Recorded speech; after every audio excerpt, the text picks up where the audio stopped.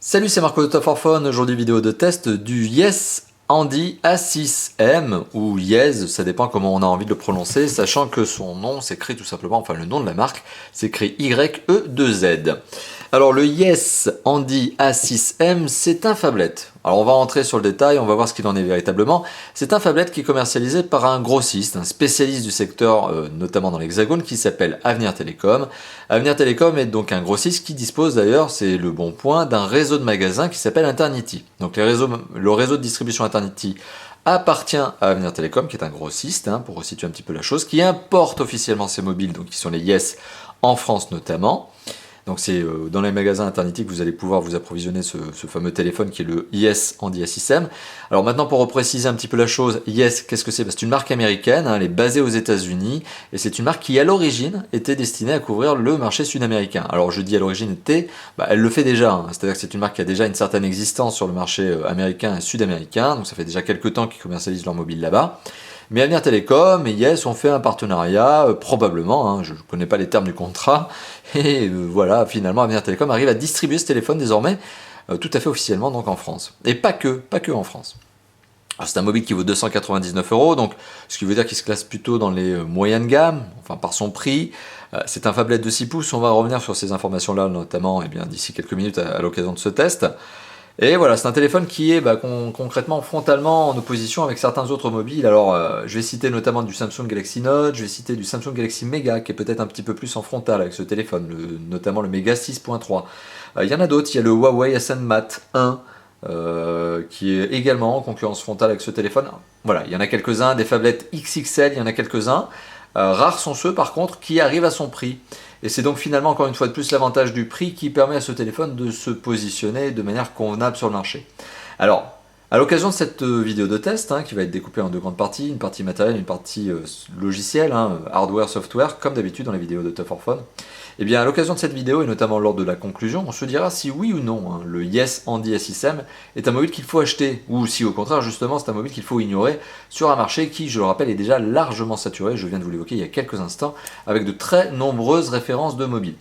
Alors, on va commencer donc la première partie de ce test, et bien tout simplement par l'analyse de l'esthétique. On va faire le petit tour du propriétaire, on va parler dimension et on va parler prise en main. Alors, le matériel, donc c'est la première partie de cette vidéo. L'esthétique, c'est simple, ce téléphone est un grand téléphone. C'est un téléphone, je le rappelle, qui est un phablet. C'est pas pour rien, c'est tout simplement parce qu'il est doté d'un écran de 6 pouces, donc ce qui forcément donne lieu à un téléphone qui est doté de dimensions plutôt généreuses. On est donc sur un téléphone, et alors je vais rentrer très factuellement dans les dimensions, on est sur un téléphone qui fait, et je reprends ma petite fiche parce que je ne sais pas tout par cœur, heureusement d'ailleurs, enfin ça serait un petit peu étonnant sinon, 16,8 cm de long, 8,5 cm de large, désolé pour cette petite absence, et 9 mm d'épaisseur, 0,9 cm d'épaisseur. Donc je reprends 16,8, 8,5 et 0,9. Le tout pour un poids qui reste relativement acceptable pour un téléphone de cette catégorie, puisqu'on est à 189 grammes, batterie incluse. Bon, le poids en lui-même n'est pas excessif. Je le rappelle, en comparaison, enfin relativement à cette catégorie, puisque les smartphones de type phablet, généralement, sont aux alentours effectivement de 200 grammes. Alors, on est sur un téléphone qui forcément a des dimensions qui sont plutôt généreuses. Quand je le prends en main, bien forcément, je ne peux pas l'utiliser d'une seule main. Mon pouce n'est pas assez long pour faire la diagonale de l'écran.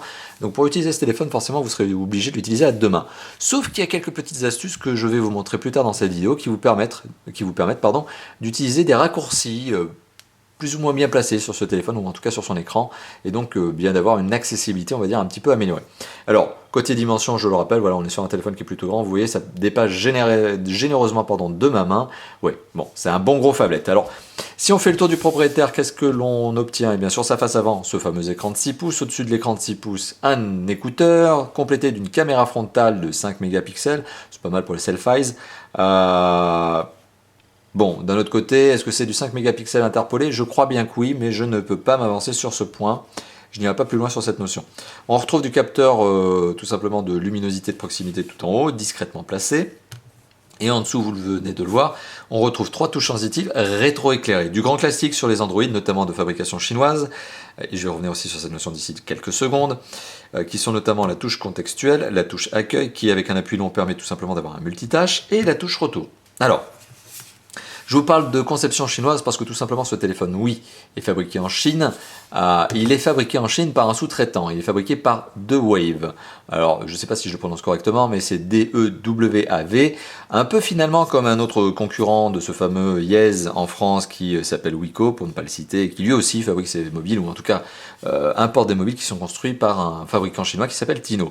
Ici, c'est exactement la même chose. On est sur un mobile qui s'appelle donc Yes, qui est une marque américaine, qui commercialise en Amérique du Sud, qui est importé en France par Avenir Télécom, dans un réseau de distribution qui s'appelle Eternity, et qui est ni plus ni moins fabriqué et conçu d'ailleurs par un fabricant chinois qui s'appelle Dewave. Donc vous voyez, ça fait pas mal d'intervenants notamment pour ce téléphone. Bon, c'est comme ça. Mais au final, le téléphone, eh ben, c'est pas parce qu'il y a 150 000 personnes qui travaillent dessus que il est moins bon. Au contraire. Alors, ça c'était pour la face avant, c'était pour la petite parenthèse, notamment au niveau du constructeur. Mais il me semblait que c'était intéressant à évoquer. Alors sur le côté de ce téléphone, on retrouve notamment un pourtour chromé. Vous allez voir, il est présent, forcément c'est un pourtour sur tous les côtés du téléphone. Alors, c'est du plastique, c'est ni plus ni moins que du plastique. N'attendez pas du métal sur un téléphone de cette catégorie, à ce prix-là. On retrouve un bouton de contrôle de volume plus-moins qui ne montre pas trop de mouvement, c'est plutôt bien placé, c'est plutôt bien construit. On retrouve le port micro USB qui permet la charge et la synchronisation sur le haut du mobile, le jack 3.5, format OMTP, je reviendrai sur cette notion aussi tout à l'heure. On retrouve également ici tout simplement le bouton on-off, et sur le bas du mobile, tout simplement l'entrée micro primaire. À l'arrière du téléphone, que retrouve-t-on? Eh bien, sur ce cache batterie, on retrouve le marquage Yes, ça dépend comment vous voulez le prononcer, le haut-parleur qui manifeste un petit picot, j'espère que je vais pouvoir vous le montrer ici, qui permet, hop, zoom de la caméra, macro de la caméra, focus de la caméra, voilà, qui permet tout simplement de décoller le haut-parleur de la table lorsque vous posez le téléphone sur le dos.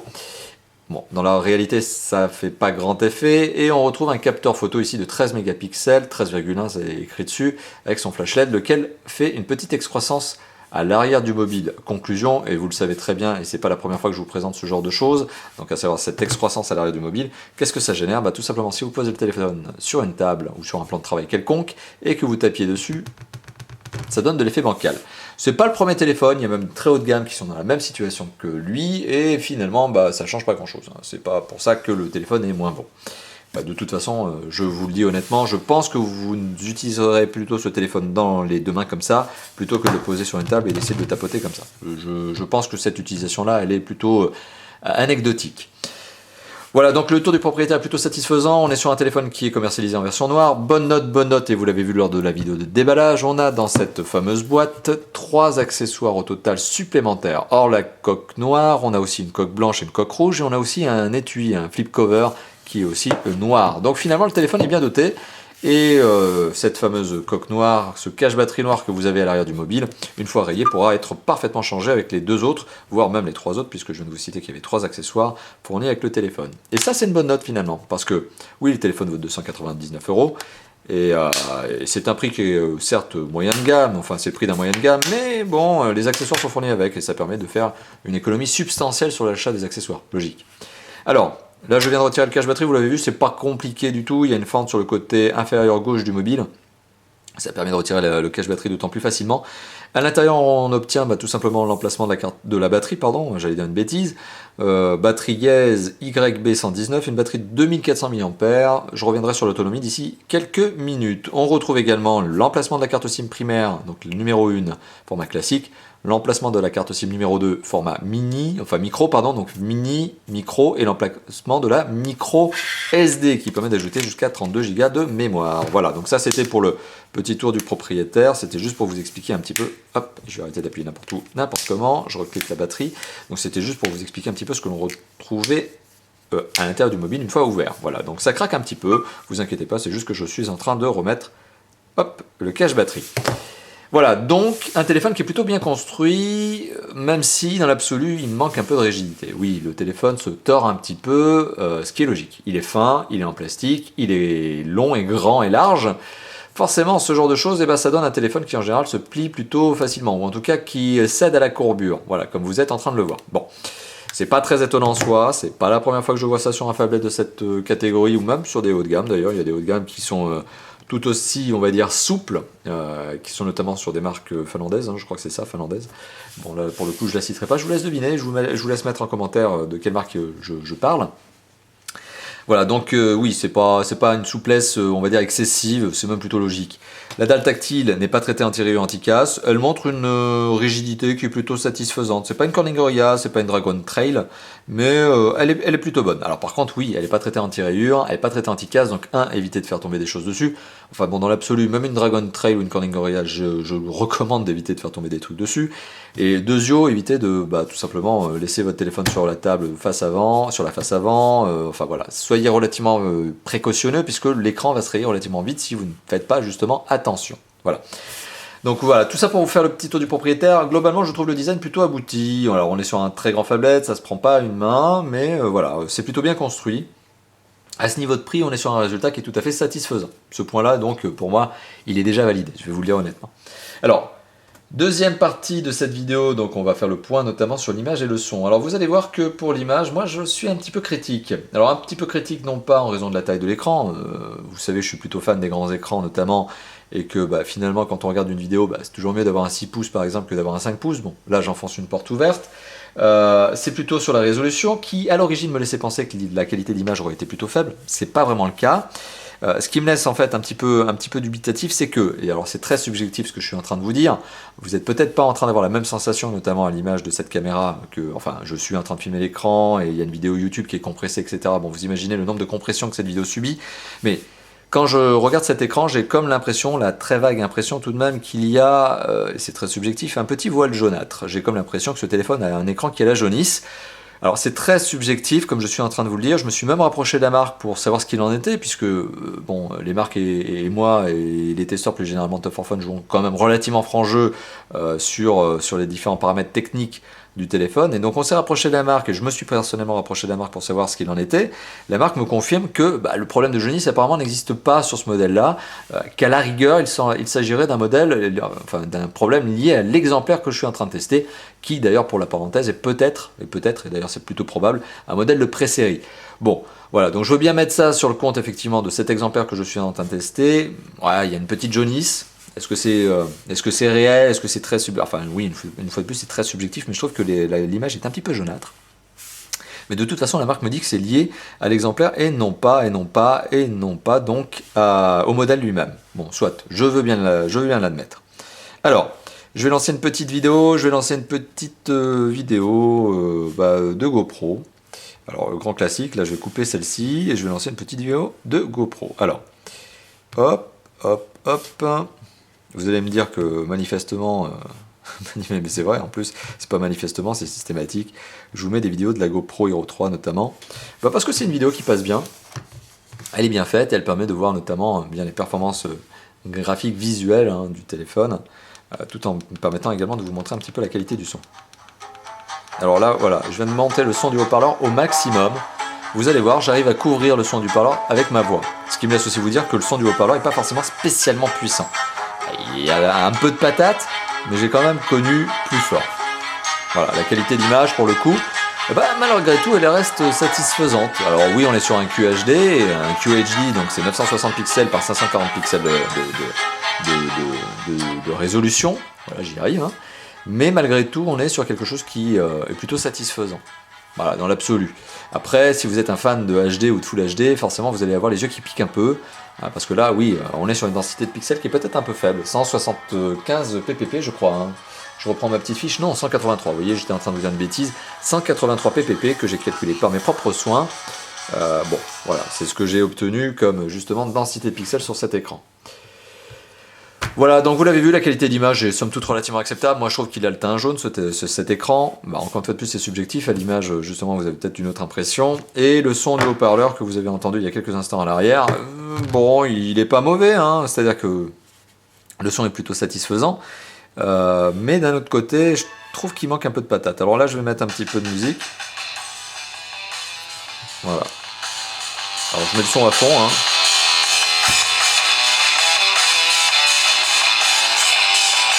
Donc là c'est à fond.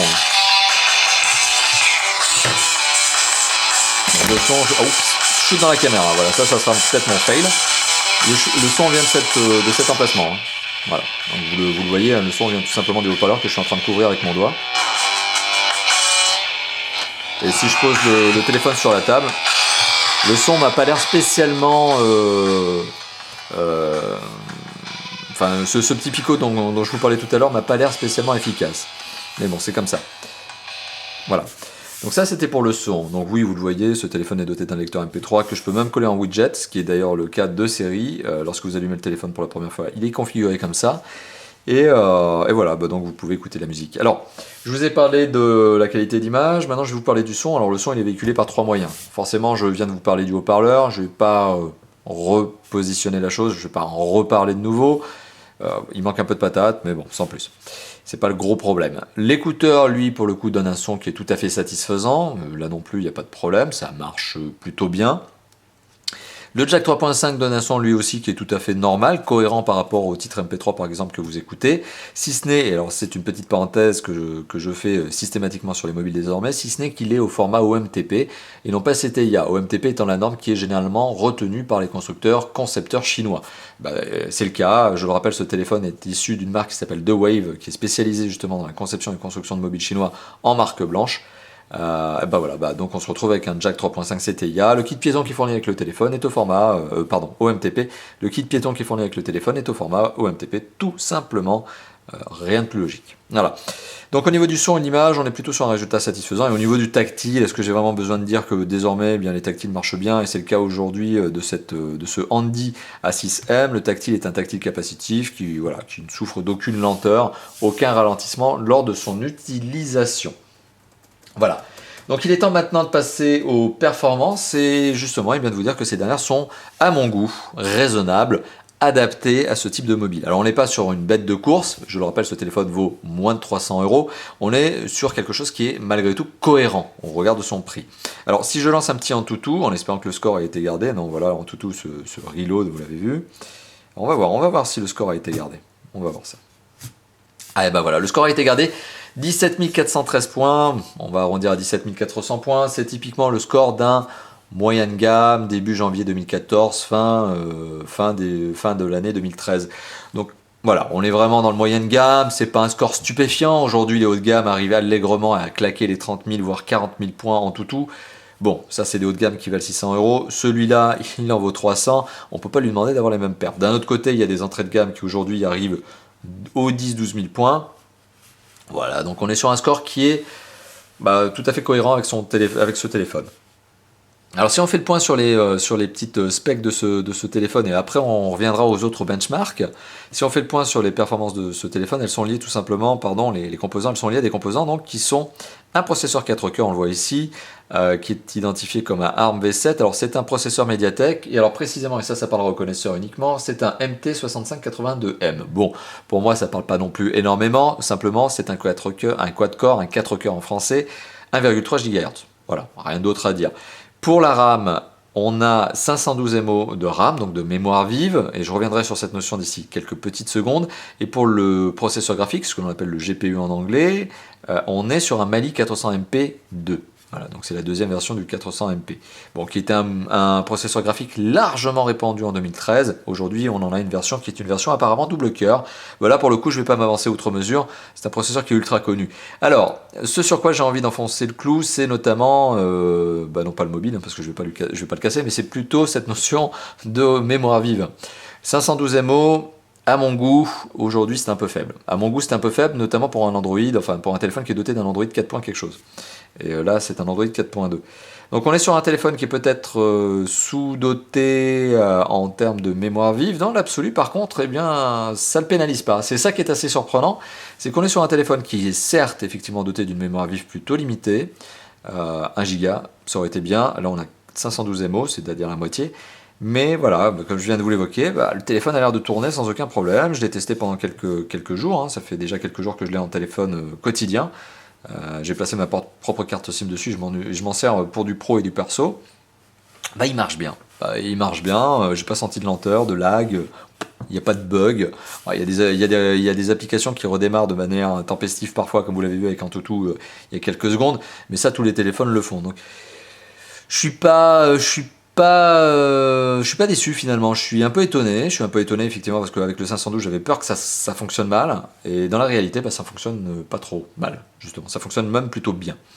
Pour ce qui est de la mémoire de stockage, alors en mémoire de stockage, là je vais tout simplement ouvrir les paramètres du téléphone, on va aller dans stockage, et dans le stockage vous allez voir alors tout simplement la mémoire du téléphone. Alors il faut savoir que ce téléphone est doté de 4 Go de ROM à la base, mais sur les 4 Go de ROM disponibles à la base, il faut savoir que ce téléphone au final ne vous en proposera que eh bien on est en train de voir le calcul, 1,7 Go en fausse mémoire SD, vous allez voir pourquoi je parle de ça, et de l'autre côté 1 Go pour tout ce qui est système. Donc finalement ça vous fait 2,7 Go de mémoire ROM disponible sur ce téléphone pour vos applications, vos jeux, vos MP3, vos films, etc. Tout ce que vous voulez y mettre. Alors à côté de ça, vous avez un emplacement micro SD, comme je vous l'évoquais tout à l'heure, qui permet d'ajouter jusqu'à 32 Go de mémoire supplémentaire. Pour ma part, moi j'ai testé avec une carte 8 Go, et bon forcément ça marche parfaitement bien sans aucun souci. Alors voilà, donc la particularité de ce téléphone, je viens de vous l'évoquer en mémoire, 4 Go qui se transforme en 2,7 Go au démarrage, au premier démarrage, logique, puisque le reste en fait est squatté par le système d'exploitation. Vous pouvez ajouter une carte micro SD, là-dessus, bon sur ce type de téléphone, c'est pas trop une nouveauté. Par contre, je vous confirme un fait supplémentaire, ce qui est généralement d'ailleurs répandu sur les téléphones chinois, c'est que oui, vous pouvez installer vos jeux et vos applications sur la micro SD. Alors il y a certaines applications qui n'aiment pas ça.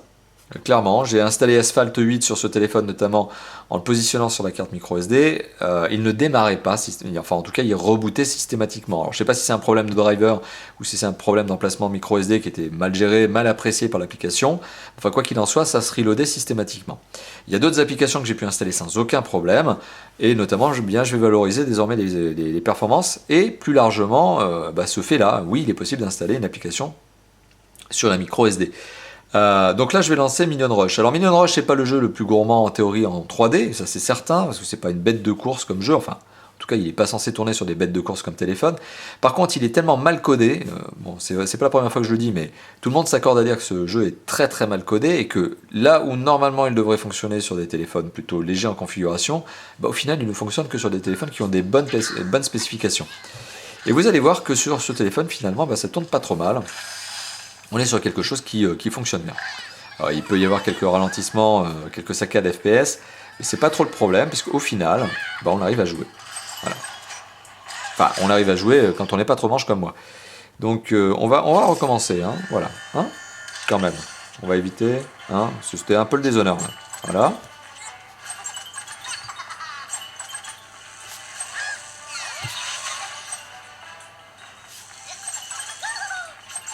Voilà, donc vous l'avez vu, bon, je suis pas une star du jeu vidéo et je suis encore moins une star de Minion Rush sur mobile.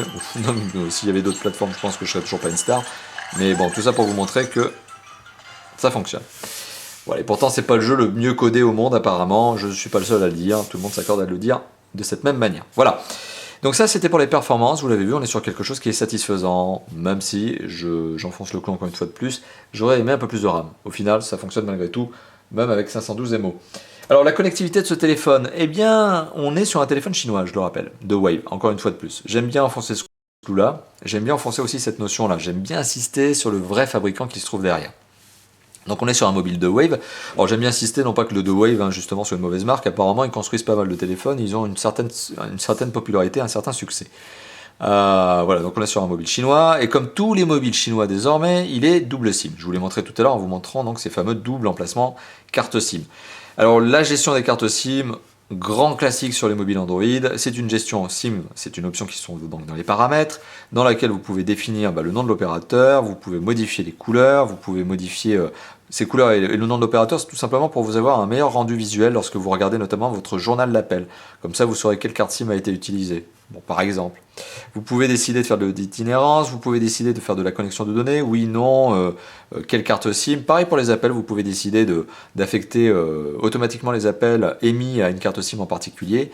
Voilà, donc c'est de la gestion de double SIM très classique désormais. Si vous regardez les vidéos de Top 4 Phone et que vous suivez notamment les tests de mobiles chinois, c'est pas une nouveauté, hein, c'est pas la première fois que je vous montre cette option-là.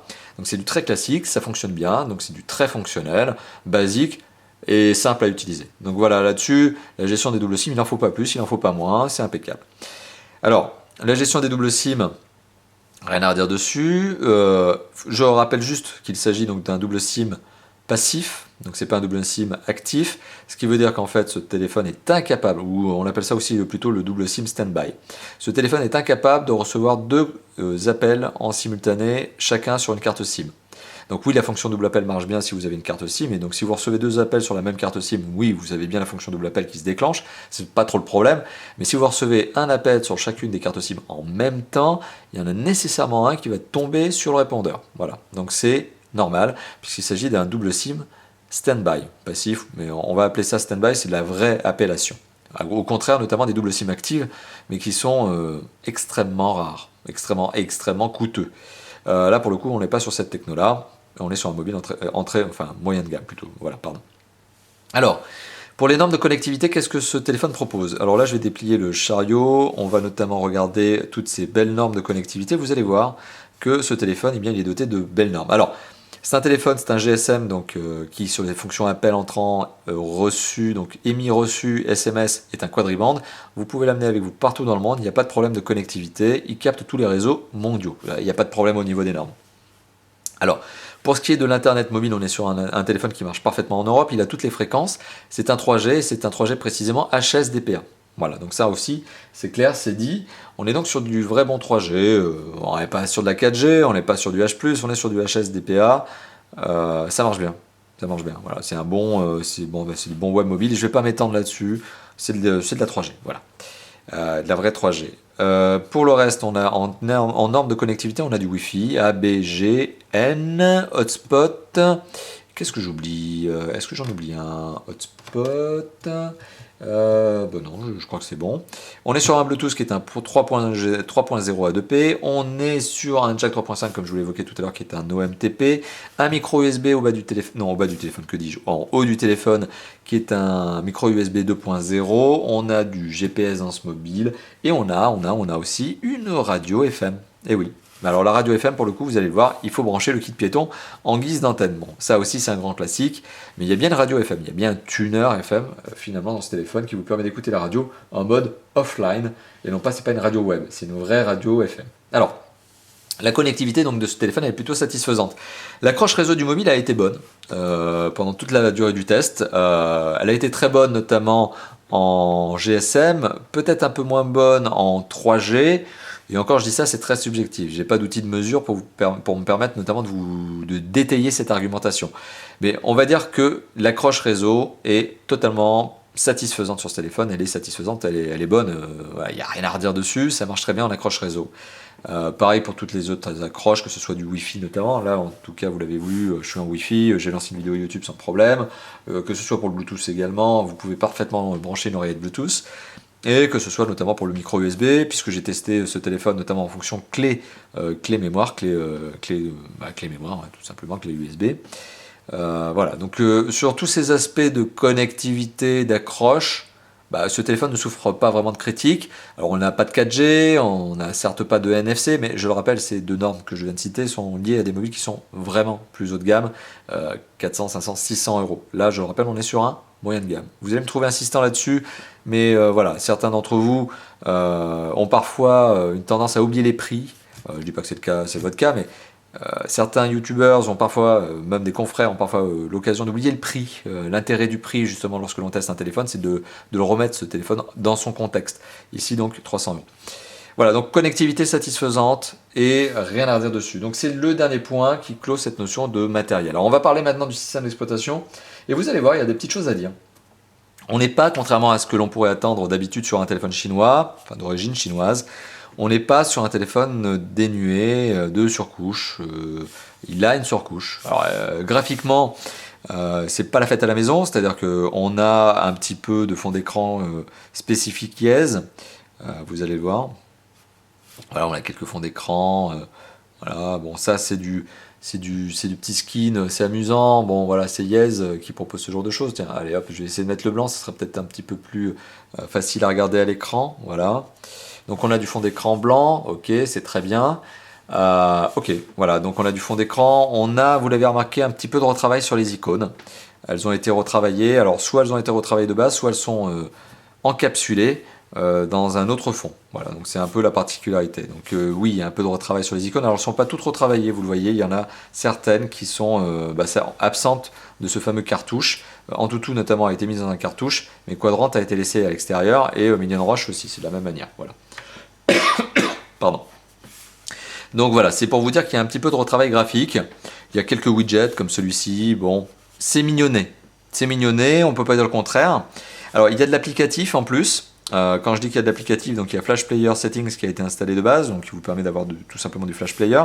Il y a une application qui s'appelle Firewall qui vous permet d'avoir en fait une sorte de blacklist et de gérer voilà, un blocklist, block all, contact permit. Bon, c'est en fait un gestionnaire de permission d'appel. Ça définit qui a le droit de vous appeler. Enfin, en tout cas, qui basculera soit directement en liste noire et ne pourra pas vous joindre, ce qui est pas mal quand vous avez des relous qui essaient de vous appeler. Soit justement au contraire de sélectionner une liste blanche, enfin bon, etc. Vous m'avez bien compris. Donc vous avez cette application, alors qui étonnamment s'appelle Firewall, mais qui est là pour gérer les appels qui ont le droit de tout simplement d'aboutir à votre bon vouloir. Vous avez Gameloft Live, bon on va pas s'éterniser là-dessus, c'est tout simplement le moyen pour le constructeur, importateur, distributeur de mettre un petit partenariat qui lui rapporte quelques sous, notamment avec Gameloft. On retrouve quelques jeux de Gameloft, voilà, donc rien de vraiment stupéfiant. On retrouve toutes les applications Google que l'on a l'habitude de retrouver, notamment avec du navigation, du Play Music, une application musique qui est spécifique là pour le coup à la marque. On a du Maps, on a du navigateur, mais vous voyez, le navigateur d'ailleurs c'est le navigateur de base, mais il a été retravaillé en design. On a un manuel d'utilisateur qui pour le coup n'est pas fourni dans la boîte, qui n'est pas imprimé, mais qui est dans le téléphone. Bon, c'est une bonne petite idée, hein, pourquoi pas. Voilà, on retrouve alors petite particularité lorsque vous installez, enfin lorsque vous allumez ce téléphone pour la première fois et que vous voulez aller sur le store, le téléphone vous propose soit d'utiliser le Play Store, grand classique sur Google, enfin en tout cas sur les Android phones, soit le App Store, qui est ni plus ni moins en fait qu'une sorte de Play Store retravaillé, qui vous propose en fait tout simplement, qui vous pousse des applications en avant par rapport à d'autres. On va voir si l'application se lance, c'est bizarre, elle est un peu longuette là. Est-ce que c'est mon Wi-Fi qui lui fait du mal, la peine? Ouais, bon, ça se lance. Voilà, donc voilà, c'est un Play Store, c'est des recommandations, ni plus ni moins. Voilà, donc ça c'est pour vous évoquer un petit peu les applications que l'on a en plus. Alors il y a un tout petit peu de fonctionnel supplémentaire et pas n'importe lequel. Et j'ai trouvé ça même plutôt malin, j'ai même trouvé ça plutôt sympathique. Alors on a une application qui s'appelle Gest, qui est justement nommée. On peut pas faire plus explicite, on peut faire moins explicite, on peut pas faire plus explicite. Alors Gest, c'est très simple, c'est une application que vous allez pouvoir lancer, qui lorsque vous la lancez, vous allez pouvoir la définir comme étant tout le temps présente, et ça va vous permettre de définir des gestes. Alors notamment j'ai créé un geste qui s'appelle Z, enfin vous le voyez, j'ai créé une sorte de Z, et quand je lance mon gestionnaire de gestes et que je fais mon Z, bah, tout simplement j'ai l'application calculatrice qui apparaît. Voilà. Donc ça c'est un geste que j'ai programmé. C'est un bon petit plus, mais on peut en programmer d'autres. Je peux ajouter un autre geste par exemple. Alors là je vais taper test. Voilà. Hop, et puis je tape terminal, donc je tape n'importe quoi. Voilà. Là je vais taper, alors le geste d'entrée, on va faire un C. Voilà. On va voir si le téléphone me reconnaît bien. Terminé. Ah oui, forcément, il faut que je lui attribue une fonction. Parce que votre geste, il doit bien fonctionner pour quelque chose. Eh ben, mettons par exemple que lorsque je fais le C, je lance en toutou. Voilà, donc terminé, ok. Voilà, et on va faire le geste. Je fais un C. Et voilà, donc je lance l'application en toutou. Donc vous l'avez vu, ce gestionnaire de gestes, finalement, il est plutôt malin. Ça vous permet de créer des raccourcis, autant que vous en voulez, du moment qu'après il soit suffisamment explicite. Ça sert à rien de faire un gribouillis, ça va vous prendre 10 heures à le faire. Ça ne sera pas gagner du temps. Et puis d'un autre côté, le téléphone, au bout d'un moment, je pense qu'il aura un peu du mal à vous suivre. Mais voilà, et puis une fois que vous avez activé l'application geste, voilà, c'est ce fameux icône que vous retrouvez ici, qui est positionnable sur les côtés du téléphone où vous voulez. Donc ça, c'est le premier paramètre, geste. La première, on va dire, fonctionnalité sympathique, originale, qui généralement d'ailleurs est plutôt, que l'on retrouve plutôt sur des téléphones haut de gamme. Là, pour le coup, on le retrouve sur un téléphone qui est moyen de gamme. Alors, il y a une autre application, un autre usage de ce téléphone qui d'ailleurs a été très mal traduit pour le coup. Alors, c'est assez bizarre parce que tout est bien traduit sur ce téléphone, sauf ce one-handed operation. Alors, one-handed operation, avec mon très très bon accent anglais, eh bien, c'est tout simplement le moyen d'avoir sur le côté du téléphone des raccourcis. Alors vous êtes en train de le voir, là je viens de les avoir, les raccourcis supplémentaires. Je peux encore décaler aussi ces trois raccourcis. Et ces trois raccourcis sont ni plus ni moins que les trois touches sensitives que vous retrouvez sur le bas.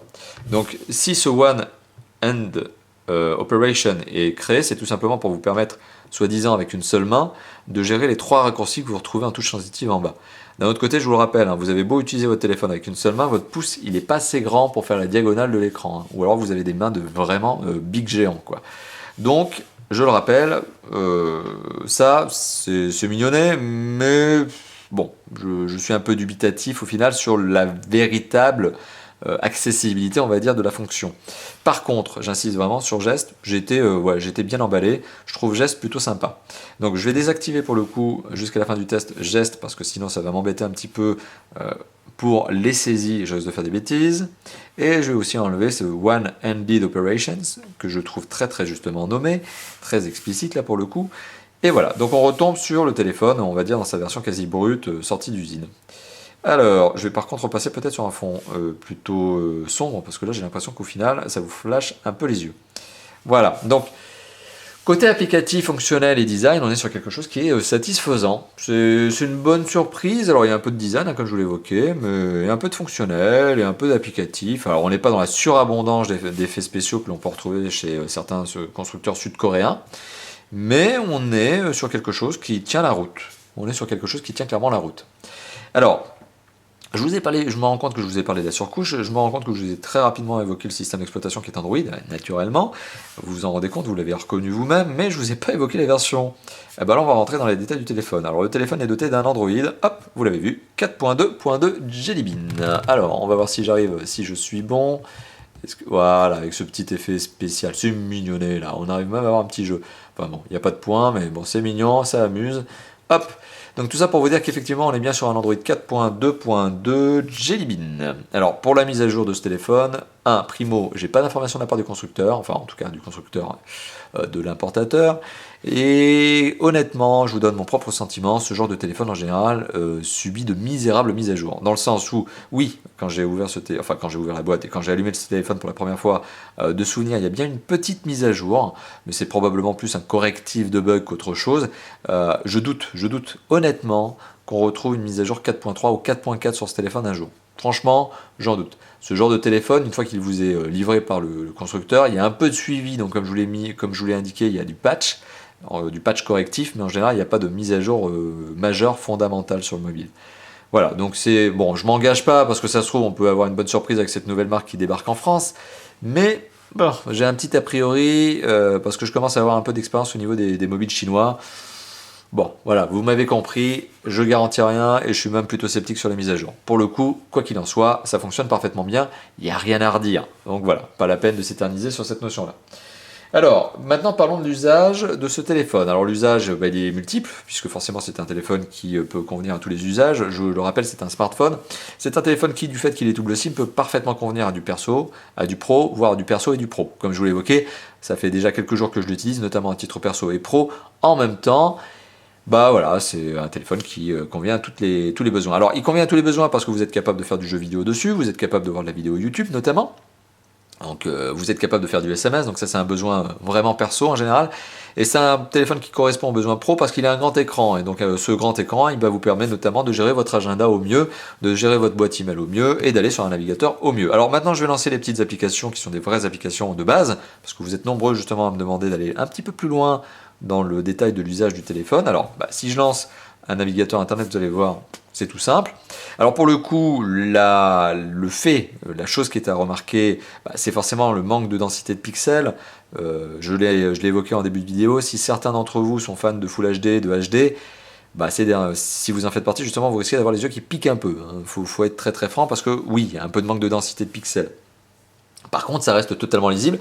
C'est d'autant plus lisible que les caractères, forcément, ils sont vachement gros, puisqu'on est sur un écran qui fait 6 pouces.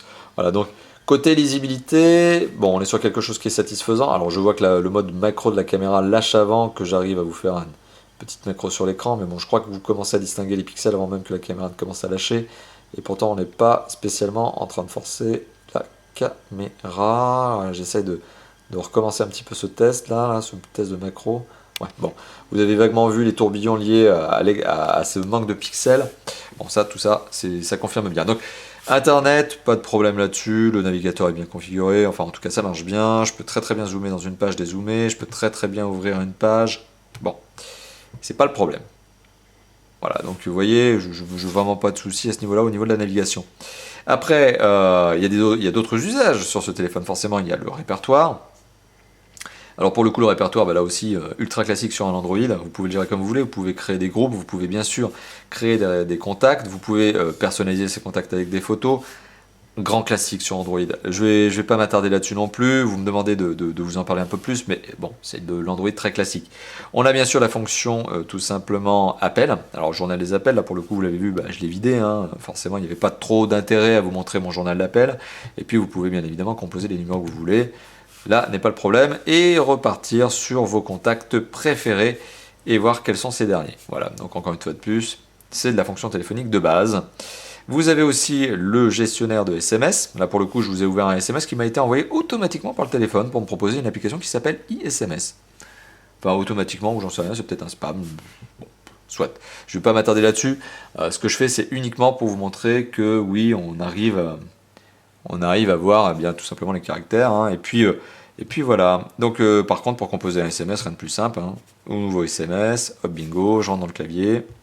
Alors, le clavier ici, il est en mode portrait, forcément il est déjà bien large, mais vous pouvez bien sûr le passer en mode hop, paysage. Désolé, je jongle un peu avec les reflets. Alors là, en version 6 pouces, c'est du XXXL. Hein. Là, vous avez du mal à taper vos 2 pouces en même temps que vous êtes en train de taper le message. Hein. Donc oui, il y a un vrai confort de saisie au niveau de vos messages parce que c'est un très grand écran.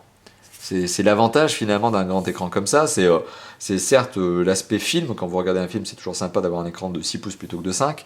Et d'un autre côté, par exemple, quand vous voulez faire de la saisie de SMS ou d'email, c'est un autre avantage. Voilà. Alors dans l'usage, il y a notamment un point sur lequel j'aimerais insister, c'est l'appareil photo. Alors l'appareil photo, je vous l'ai montré, il y a une caméra frontale tout à l'heure qui fait 5 mégapixels.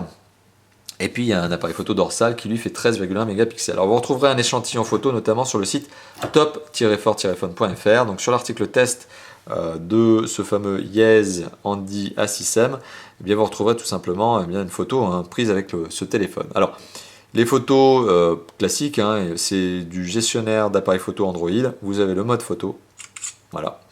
Alors vous avez aussi, bien sûr, vous le voyez, un autofocus que vous pouvez placer. Voilà, donc ça c'est une sorte de mode manuel au niveau de l'autofocus. Voilà. Hop, je vais essayer de taquiner pour vous montrer que l'autofocus fonctionne bien. Voilà. Vous l'avez vu, je l'ai un peu secoué, et effectivement il se repositionne correctement. Il fait bien le zoom, enfin il fait bien la focale, pardon. Voilà. Il a une fonction forcément vidéo. Voilà, fonction vidéo. Et à côté de ça, on va revenir donc sur le mode, hop, je vais arrêter la vidéo là. On va revenir sur le mode photo et vous avez des fonctionnalités. Alors HDR, un grand classique qui vous permet d'améliorer la qualité d'image prise avec le téléphone. Vous avez des petites options supplémentaires. Vous avez du panoramique. Vous pouvez gérer des modes scène. Sourire, je crois que c'est sourire automatique. Ouais, c'est ça, c'est détection automatique de sourire, etc. Et bien sûr, vous avez des options. Vous pouvez géotaguer vos photos. Vous avez quelques filtres supplémentaires, un gestionnaire de balance des blancs.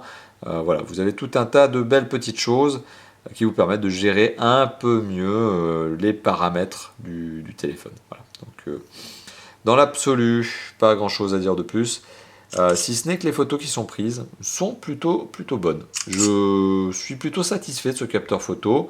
Bon, vous le savez, généralement, je suis un petit peu taquin avec les capteurs de téléphone. Généralement, je suis plutôt critique. Mais voilà, celui-ci fait plutôt bien son travail, il a une propension à bien capter la lumière. C'est un bon 13 mégapixels sur lequel il n'y a pas grosse critique à faire, en tout cas pour un téléphone de cette catégorie, encore une fois de plus. Voilà, donc tout ça c'était pour vous situer un petit peu l'usage de ce téléphone. Alors il y a un point sur lequel j'ai pas encore été, c'est l'autonomie de ce téléphone. Alors depuis le début de cette vidéo, avec l'écran luminosité à fond, il faut savoir que la luminosité est poussée à fond, avec tous ces petits tests que j'ai fait, on a perdu de mémoire à peu près 12% de batterie. Donc on a perdu 12% de batterie en 43 minutes de vidéo, écran allumé à fond, un petit peu de vidéo, etc. Petite parenthèse, avec 50% de luminosité, 50% de son, toutes les connectivités allumées, une vidéo YouTube de 12 minutes a pris un petit peu moins de 5%. Ce qui veut dire qu'en une heure, en une heure de vidéo YouTube, on serait aux alentours de 25% d'autonomie prise. Ce qui veut dire que, et là vous voyez, je fais mes calculs très très facilement de tête, ce qui veut dire qu'en 4 heures de temps, vous aurez bouffé la batterie de votre téléphone sur du YouTube. C'est pas mal. C'est vraiment pas mal. Particularité, ce téléphone, en tout cas c'est ma propre constatation, a une autonomie en veille, en usage très cool, assez sympathique, puisque en fait, je l'ai utilisé notamment pendant une journée où j'ai pas été très porté sur le téléphone en lui-même, je l'ai pas trop sollicité. Il avait toutes les connectivités allumées, il checkait mes emails régulièrement, ok, mais je l'ai pas sollicité pour faire des appels, je l'ai pas sollicité pour faire du jeu vidéo à outrance. Et finalement, il n'a perdu que 20% de son autonomie. Ce qui me laisse dire que ce téléphone est doté effectivement d'une satisfaisante autonomie, pour peu que vous ne foutiez pas la lumière à fond sur l'écran et que vous le laissiez comme ça, comme je suis en train de le faire pendant le test, puisque c'est finalement probablement la luminosité de l'écran qui va bouffer au maximum sa batterie. Si vous êtes un peu plus raisonnable au niveau de sa luminosité notamment, et peut-être un peu plus raisonnable notamment au niveau des check email et compagnie, je pense que c'est un téléphone qui est doté d'une autonomie qui devrait assez facilement atteindre les 2 jours, ce qui est aujourd'hui, à l'heure actuelle, assez satisfaisant pour un smartphone. Voilà. Vous le savez, on est plutôt habitué aujourd'hui à la recharge quotidienne avec les smartphones. Quand on dépasse la journée, on est content. Quand on arrive aux 2 jours, on est très content. Donc oui, c'est un téléphone qui tient bien la route au niveau de son autonomie. Voilà.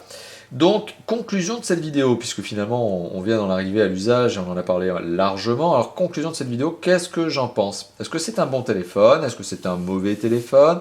Est-ce que c'est un téléphone qu'il faut acheter? Ou est-ce que c'est un téléphone qui est à ignorer tout simplement sur un marché qui, je le rappelle, est largement désormais encombré de nouvelles références?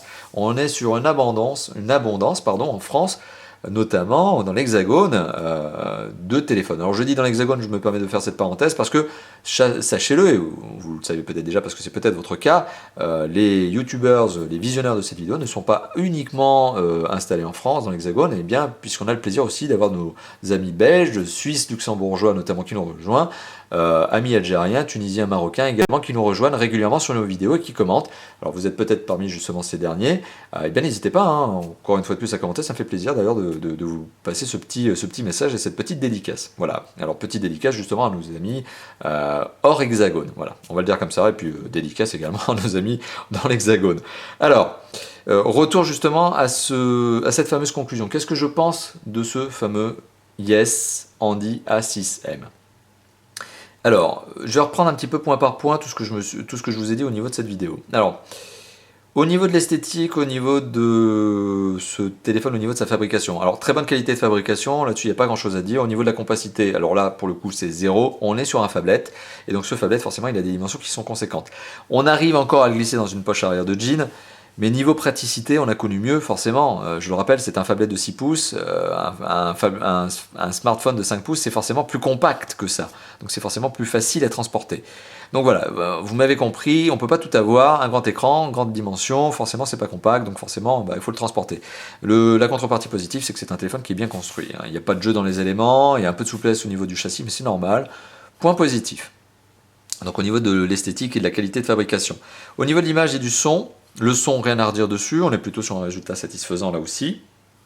Même si le haut-parleur est un petit peu limite au niveau de la puissance, mais en absolu, on n'écoute pas forcément ces MP3 à fond avec le haut-parleur. Enfin, en tout cas, moi, je ne suis pas de ceux qui écoutent leur musique en se baladant dans la rue. Vous en faites peut-être partie, mais moi non, avec le haut-parleur à fond. Bon, en tout cas, si c'est le cas, sachez qu'avec ce téléphone, vous êtes un petit peu juste au niveau du haut-parleur. C'est comme ça. Alors au niveau des autres paramètres, donc écouteurs et jack 3.5, pas grand chose à dire. Donc l'image et son, c'est plutôt satisfaisant, si ce n'est que, et je vous l'ai évoqué tout à l'heure, je trouve que cet écran, donc spécifiquement cet exemplaire, a un petit peu la jaunisse.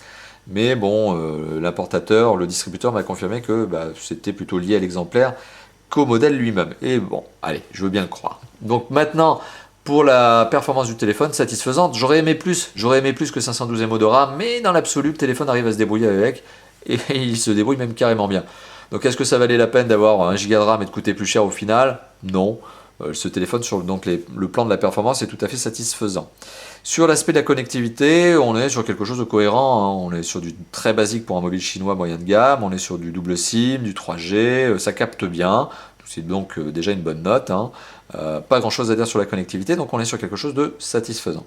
Sur le système d'exploitation Android 4.2, je ne suis pas sûr qu'il y aurait des mises à jour dans le futur, mais en tout cas il y a déjà eu un patch correctif, et on a une petite surcouche fonctionnelle, applicative et graphique. J'aime bien notamment, je le rappelle, franchement, parce que je trouve ça mignonné sur un téléphone moyen de gamme comme celui-là. J'aime bien l'application Yes, j'aime bien l'idée notamment du manuel PDF déjà intégré dans le téléphone. J'aime bien l'idée de cette petite application Firewall qui permet de gérer sa blacklist, ou une blocklist, c'est comme ça que ça s'appelle dans ce téléphone. Voilà, j'aime bien ces petites idées. Je trouve cette petite surcouche petite justement, mais je la trouve bien faite. Je la trouve astucieuse. Donc c'est peut-être une vraie différence par rapport à certains concurrents qui pourraient peut-être être moins chers, mais qui ne seraient peut-être pas dotés d'une surcouche aussi sympathique, voire pas de surcouche du tout. Donc voilà, c'est un petit cadeau supplémentaire de la part de la marque. Je trouve ça bien. Franchement, je trouve ça bien. Alors plus largement sur l'usage du téléphone, je vous ai parlé de l'autonomie, on est sur quelque chose de bon, sur l'appareil photo, quelque chose de satisfaisant. C'est un téléphone qui est polyvalent, qui conviendra à tous les usages. Voilà, donc globalement, pour faire la conclusion de cette conclusion, qu'est-ce que je peux vous dire? Est-ce que je vous recommande ce téléphone? Je suis un petit peu entre deux eaux. Alors, je suis un petit peu entre deux eaux parce que tout simplement, quand j'ai commencé à tester ce téléphone pour la première fois, je m'attendais à quelque chose de pas très bon au niveau de l'écran, et finalement ce téléphone s'en sort mieux que prévu. J'ai été assez dubitatif sur les performances, et finalement ce téléphone s'en sort nettement mieux que prévu, en tout cas nettement mieux que ce que j'avais comme a priori. Donc, dans l'absolu, ce téléphone n'est pas mauvais. Il est même plutôt satisfaisant au niveau de son prix. Par contre, il ne faut pas oublier qu'il est sur un marché qui est ultra concurrentiel, où il y a déjà d'autres références, et notamment, je vais le citer, le fameux Huawei Ascend Mate, c'est comme ça qu'on l'appelle, première génération, qui désormais, alors c'est un mobile qui n'est pas tout neuf, c'est un mobile qui est déjà sorti en 2013, début 2013, que j'avais déjà testé, d'ailleurs je vous en avais déjà parlé, il y a une vidéo qui traîne sur la chaîne YouTube, mais qui pour le coup montre voilà, un certain nombre de caractéristiques supplémentaires, une batterie plus grosse et qui est à peine plus cher. Pour 330 €, je crois qu'on arrive à le retrouver à 330 € sur le web. Donc le delta de prix entre un Yes Andy A6M et notamment un Huawei Ascend Mate qui est déjà un petit peu plus connu, bon Huawei c'est pas la marque la plus glorieuse qui soit en France notamment, mais c'est un tout petit peu plus connu, bon l'écart de prix est vraiment très très limite. Ce qui me fait dire que finalement ce téléphone aurait gagné vraiment au niveau succès commercial, il aurait probablement gagné à être un poil moins cher. S'il avait été vendu, je pense, à 279 €, quelque chose dans ces eaux-là, je l'aurais recommandé sans aucun doute. Je vous l'aurais franchement recommandé parce qu'il aurait été au bon prix. Là, je le trouve un tout petit peu plus cher, que ce qu'il ne devrait être. Et encore, maintenant je vais modérer ce propos, je suis un peu trop critique. Vous voyez, je l'admets moi-même, je suis peut-être un petit peu trop sanctionnant. Pourquoi? Parce que l'autre téléphone que je vous ai cité, ce fameux Huawei, lui pour le coup il n'a pas d'accessoires qui sont fournis avec. Les autres mobiles comme le Samsung Galaxy Mega 6.3, forcément lui non seulement il n'a pas d'accessoires fournis avec, mais en plus il est beaucoup plus cher. Donc voilà, il y a beaucoup de concurrents sur le marché. À ce niveau de prix, il y en a un peu moins, et surtout avec ces accessoires fournis, il y en a carrément plus du tout. Et je le rappelle, les accessoires, ils sont sympas, c'est-à-dire que dans la boîte de base, vous avez, je le rappelle, 3 coques, dont la noire qui est déjà installée sur le téléphone, et un flip cover, avec une Windows case, donc une vitre, une window. Donc, je veux dire que finalement, le prix de 300 €, il est un peu plus élevé que ce qu'il ne devrait être parce qu'il y a des accessoires qui sont fournis avec le téléphone. Alors, est-ce que c'est un bon choix finalement de la marque d'avoir mis d'office des accessoires dans la boîte et d'avoir forcément augmenté le prix? Ça, c'est à vous de décider. C'est-à-dire que ça dépend un peu de vous. Si vous êtes habitué à acheter des accessoires, finalement, ce téléphone arrive au bon prix. Voilà, puisque tous les accessoires qui sont fournis, je le rappelle, il y a 3 coques et un flip cover, avec une vitre, ça fait du prix. C'est des accessoires qui individuellement, notamment chaque coque, peut valoir dans les 10 € à peu près, 10-20 €. Le flip cover, c'est du 20-30 €. Donc on a quand même un cadeau d'accessoires qui représente dans les 50-70 € à peu près. Donc c'est pas mal, si on prend ce téléphone, si on considère ce téléphone notamment avec tout ce qui est fourni dans la boîte. Et donc notamment, pour le coup, je vous engage à voir la vidéo de déballage parce que ça vous en donnera un petit peu plus. Et c'est peut-être à ce moment-là que vous serez séduit. Parce que, je le rappelle, si vous prenez ce téléphone en tant que tel, sans sa boîte, sans ses accessoires, il est un petit peu cher. Notamment par rapport à certains concurrents que j'ai déjà cités. Par contre, si vous le prenez avec ses accessoires, là pour le coup, il devient normal. Il devient dans le bon prix, il devient bien tarifé. Donc voilà, je suis un petit peu entre deux eaux parce que j'aurais du mal à vous le recommander franchement. J'aurais du mal aussi à le critiquer, et à le descendre et à vous dire de ne pas le prendre. Parce que c'est vraiment une question de choix désormais, ça dépend de vous. Si vous êtes à la recherche d'un mobile avec 6 pouces, forcément il faut le mettre dans votre liste de choix, c'est clair, il doit en faire partie. Maintenant c'est un peu à vous de choisir. Est-ce que vous êtes habitué à prendre des accessoires? Si c'est le cas, sachez que oui, c'est une bonne affaire parce que vous allez économiser sur les accessoires que vous pourriez acheter à côté. Si finalement, lorsque vous achetez un mobile, vous n'en avez pas grand-chose à faire des accessoires, il y en a d'autres qui sont peut-être un petit peu plus performants et à peine plus chers. Voilà, donc finalement, c'est vraiment une question d'accessoires, c'est vraiment une question de package. Je ne sais pas si la marque a choisi la bonne stratégie en mettant un bundle d'accessoires avec le téléphone. On verra avec le temps et puis c'est à vous de le dire aussi. Donc n'hésitez pas justement dans les commentaires de cette vidéo à dire ce que vous pensez. Est-ce que la marque a bien fait justement de mettre ces accessoires-là? Est-ce que la marque a bien fait de gonfler un petit peu le prix en mettant un bundle d'accessoires qui finalement devient sympathique? À vous de voir. Bah, mettez vos commentaires. Likez la vidéo, dites ce que vous en pensez honnêtement. Si vous êtes en train de regarder ça sur YouTube notamment, bah, likez la vidéo. Si vous êtes en train de regarder la vidéo sur YouTube, eh bien vous avez là aussi l'article test, hein, justement, enfin sur YouTube, pardon, qu'est-ce que je dis? Si vous êtes en train de voir la vidéo sur YouTube, je me reprends, bah, n'hésitez pas à la liker, n'hésitez pas à la commenter directement sur la chaîne. Si vous regardez la vidéo sur le site de Top 4 Fun, vous êtes forcément en train de regarder la vidéo sur l'article même qui accompagne ce test. L'article test donc, et vous avez forcément des échantillons photos, n'hésitez pas là aussi à commenter. Voilà, donc tout simplement. Alors je vous ai cité le site, je vous ai cité également la chaîne YouTube, je vous cite 3 autres endroits où nous retrouver et communiquer et interagir avec nous et avec tous les autres fans de Top 4 Fun notamment. Alors il y a le Facebook, hein, forcément, aujourd'hui on est à près de 3000 fans, je crois. Janvier 2013, on est à près de 3000 fans. Janvier 2014, qu'est-ce que je dis? J'ai du mal avec cette année. Donc janvier 2014, on est à près de 3000 fans. Donc n'hésitez pas à nous rejoindre si ce n'est pas déjà le cas. Et à interagir avec nous sur le mur de notre page Facebook. D'ailleurs, à savoir que notamment la page Facebook me sert à donner le planning de test de l'équipe de Top 4 Fun. N'hésitez pas aussi à nous rejoindre sur Twitter, tout simplement. Et enfin, surtout, n'hésitez pas à nous rejoindre sur le forum de Top 4 Fun, puisqu'il y a une section qui est très utile pour vous, et vous êtes nombreux notamment à interagir sur cette dernière, qui s'appelle quel téléphone choisir. Et justement, quand on a des hésitations sur un téléphone, eh bien, c'est dans cette section qu'il faut poser sa question. Et je tiens à remercier d'ailleurs les membres du forum qui sont très réactifs et très actifs et qui répondent régulièrement aux questions justement que vous pourriez leur poser. Voilà. N'hésitez pas à commenter, n'hésitez pas à liker, n'hésitez pas à partager cette vidéo. Je vous remercie d'avoir vu. Je vous dis tout simplement de commenter. Hein. Commentez et dites ce que vous pensez de ce fameux mobile et plus largement de la marque Yes. Est-ce que c'est quelque chose qui vous intéresse? N'hésitez pas justement à vous lâcher. Et je vous dis tout simplement à bientôt pour d'autres tests. Puisque forcément, vous vous en doutez, chez Top 4 Fun, on n'arrête pas. On fait des tests tous les jours, toutes les semaines. Voilà. Merci d'avoir visionné la vidéo. À bientôt. Ciao, ciao.